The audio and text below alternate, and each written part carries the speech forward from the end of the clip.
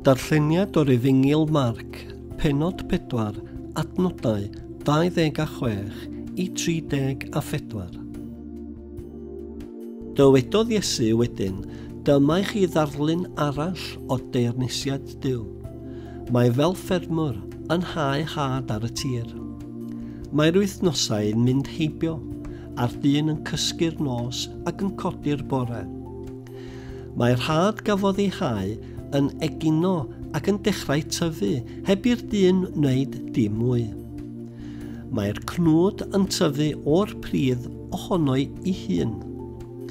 Gwelltyn yn gyntaf, wedyn y dywysen, a'r hadau yn y dywysen ar ôl hynny.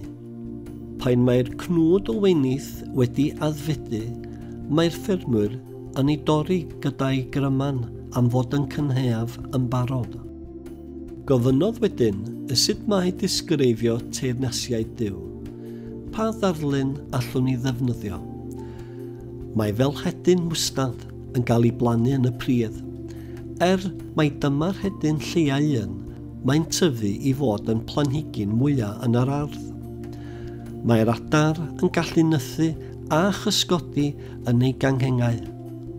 Roedd Iesu'n defnyddio llawer o straeon fel hyn i rannu ei neges, cymaint ag y gallwn nhw ei ddeall. Doedd e'n dweud dim heb ddefnyddio stori fel darlun.